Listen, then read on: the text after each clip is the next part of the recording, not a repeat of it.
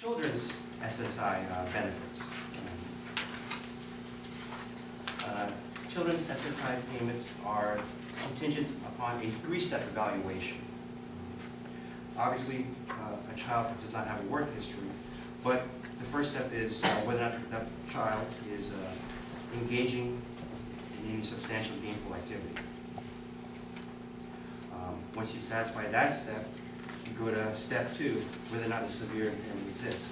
Again, a medically identified condition. And finally, step three, whether or not that child meets or equals or is functionally equivalent to a listing.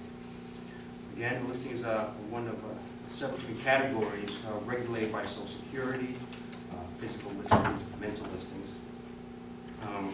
And there's a separate listing for adults and children, just so you know. Both can be found on the SSI website. I'll be frank to say that children's SSI claims are hard to win, in that you really have to meet the strict criteria of these listings. The best approach to argue an SSI claim, a children's SSI claim, is the functionally equivalent approach. That is, you must show through evidence that a child is severely limited in 2 out of 6 domains. I'm looking at page 5 for those of you with the handouts.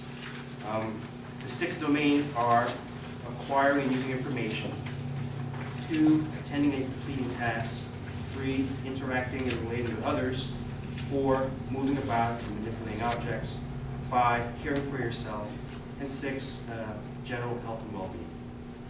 If a child is significantly limited in 2 out of those 6 domains, one can arguably say that the child is disabled and should be entitled to children's SSI benefits. Children's SSI, like I said earlier, SSI is a needs-based program. That is, the child must meet the non-medical criteria in that they come from a household with limited resources, limited income, limited assets. If it turns out that the parents who are caring for the child earn substantial money, that child would not be qualified for children's SSI payments. And what's substantial amount of money for parents? Social Security will deem the income of the parents to the child. It varies whether there's one parent in the household, 2 parents are working. It varies whether there's 1 child in the household, there's 5 children in the house, whatever. There's some, obviously there's some variances, because every household is different.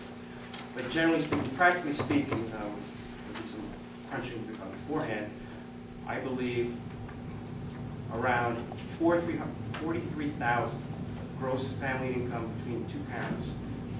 If there's $43,000 of income per year in this household, unfortunately the child would probably not qualify for children's SSI. That's under 18. Under 18, yes. I'm sorry. Let me define child. A child is basically, Social Security looks at children with different criteria. Obviously, regarding those 6 domains, to prove that you're limited in 2 of those 6 domains, Social Security has different criteria for children aged 0 to 3, and then finally 3 and greater up until age 18.